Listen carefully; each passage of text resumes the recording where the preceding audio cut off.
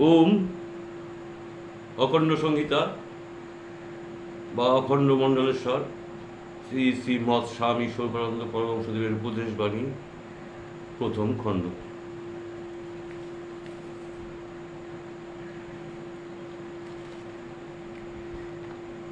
আমি যে আত্মবলদীপ্ত এ কথাটা কিন্তু ঠিক নয়।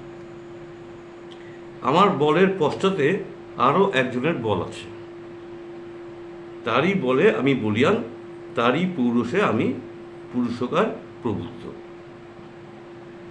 নিজ বলে করিব না বল, সকল বলের উৎস তুমিই কেবল। সকল পুরুষকারে ভাবি যেন বারে বারে, মোর সাধনার পিছে তোমারই কৌশল। সকল যতন মম উষার শিশির সম, তোমারই আলোকে যেন করে ঝলমল।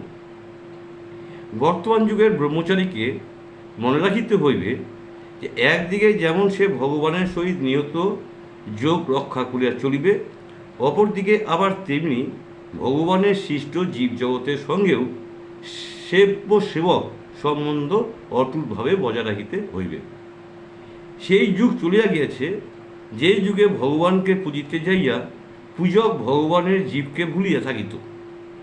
তোমার ব্রহ্মচর্য তোমাকে যেমন ভগবানের সহিত যুক্ত করিবে, তেমন সঙ্গে সঙ্গে দুঃখার্ত, ক্ষুধার্ত, অভাবক্লিষ্ট, অত্যাচারিত, অমানপীড়িত অনন্ত কোটি দুর্ভাগ্যদগ্ধ জীবের সহিত অচ্ছেদ্য প্রীতির পাশে আবদ্ধ করিবে।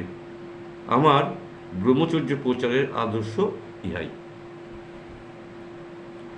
ব্রহ্মচর্য প্রচার কার্যে এমন একটা প্রতিষ্ঠান প্রয়োজন, যাহার প্রত্যেকটি কর্মী নিজ নিজ জীবনে ব্রহ্মচর্যকে প্রতিষ্ঠিত করিয়াছে। যাহাদের তপসাধনায় ফাঁকি নেই, ভাবের ঘরে চুরি নেই, ভেতরের সম্পদের চাইতে বাইরের জৌলস অধিক নহে, এমন সব খাঁটি কর্মী লইয়া এই প্রতিষ্ঠান গঠিত হইবে। বাহ্য আড়ম্বরের চাইতে যাহারা অন্তরের সাধনাকে অধিকতর কর্মসহায়ক মনে করে, বাহিরের চটকের চাইতে ভেতরের সঞ্চয়কে যাহারা গর্বিয়ান বলিয়া বিশ্বাস করে, এমন অন্তর্মুখ দৃষ্টি কর্মী লইয়াই ব্রহ্মচর্য প্রচারের প্রকৃত প্রতিষ্ঠান গঠিত হইবে।